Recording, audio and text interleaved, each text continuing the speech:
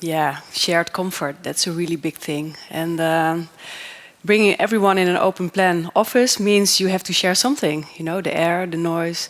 And I really like this picture that, well, the main conclusion already is that you cannot satisfy everyone. There's always going to be some level of discomfort. But as a technical engineering company, of course, we are a bit of responsible that at least the main comfort is good enough to be able to work and to be human and be happy and comfortable. What is acoustic comfort and how do you measure it? And we did a little literature research about what is investigated before. And it appears that there are three things that are really important. And the first one is office types, the second one is office noise levels, and the third one is speech intelligibility. And as a building engineer and acoustic engineer, speech intelligibility is a lot used to measure open plan offices. But it's only a measure of someone talking and then how the sound will prolong on the office floor.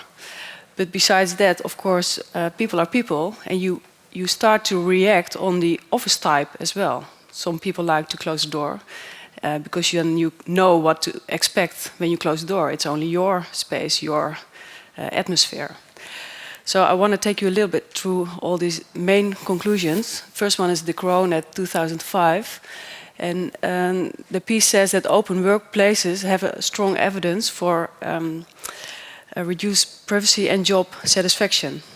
And that's a really psychological factor that we need to take into consideration. How do people feel and what is how much can you have during a day? And can you still do your work then? And the second one is only limited evidence, but a little bit in the same street. It intensifies the workload. Really important as well, I guess. And it worsens interpersonal relationships.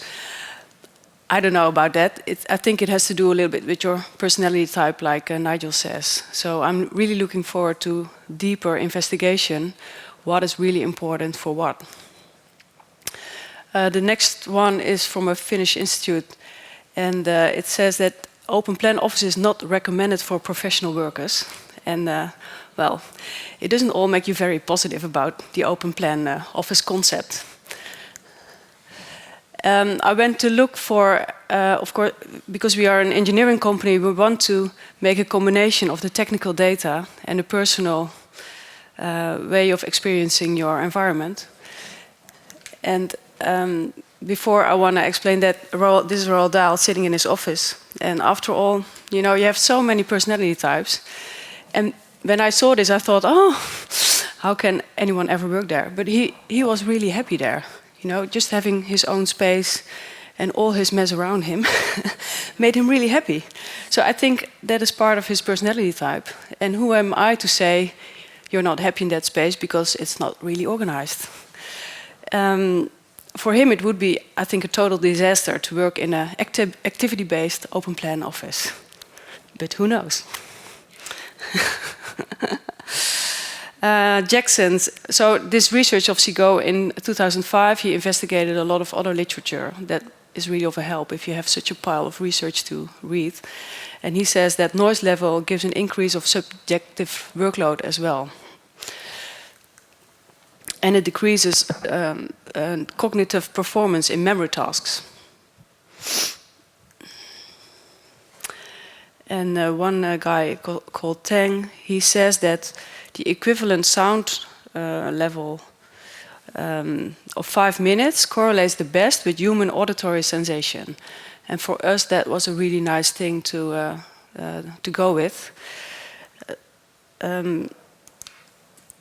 It is really different for us to not, and I mentioned that yesterday before, to not only measure the building, but as well measure the people and measure the real surrounding that people are experiencing during the day.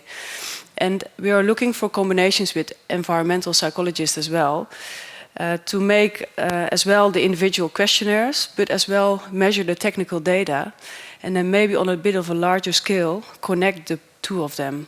So you get a line between the subjective and the objective measurement data. This is the one, speech intelligibility. Valtteri Ongisto, who is here as well, did a lot of research on that one.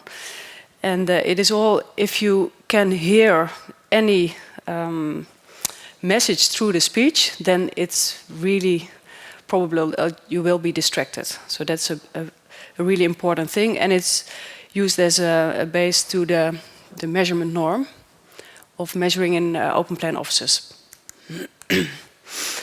And I think it's a nice way to explain to architects as well that there is a certain distance that you have to take into consideration. So you have the privacy distance and you have the distraction distance. And the privacy distance is always really hard to make it possible. Because here, when you have a lot of screens, these really high screens, you get a sound decay of 11 dB. You have a privacy distance of 6 meters, which is really beautiful, but then you really need a very high screens. And then I think I would prefer a more open visual in the office. And when you have a little bit of a good ceiling, but no screens, you get a reach to up to 45 meters. So that's a really, really long distance. And to have a nice, comfortable environment, I think we have to be in the middle somewhere. So it needs discussion anyway, how to really make it happen in the design. So what parameters we can use as a sound engineer? You have on the one hand sound propagation and speech intelligibility. And there it's really important what, for example, the background noise level is. So that's the kind of masking sound that goes all through the room. I've been in a couple of offices that were so quiet that I could hear someone 20 meters further speaking.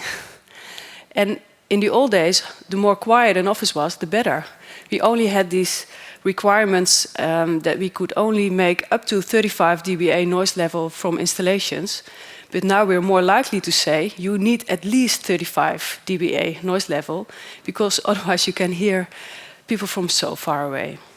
So that has changed into our profession. And of course, when you say people can be interactive in the zone, people will start to interact, so to talk louder. And that's when I raise my voice, of course, then you can even hear my sound further in the open plan office. So these are all building-related things you can measure as an acoustician. And this one has to do with people and with designers, how to design this open plan floor. And I already discussed that yesterday. I think there's a lot of communication involved. Just a little bit of repeating of yesterday. But the thing I want to explain a bit, that we can do two things as acousticians. We can think and engineer and design and communicate, and we can measure. And that's all we can do. And we need all the other professions, like the architects and the developers, to really make it happen and to make it into a concept that works beautifully. And of course, then we can help with our measurements to show that it works the way we thought it would work. So I don't think I want to go into detail.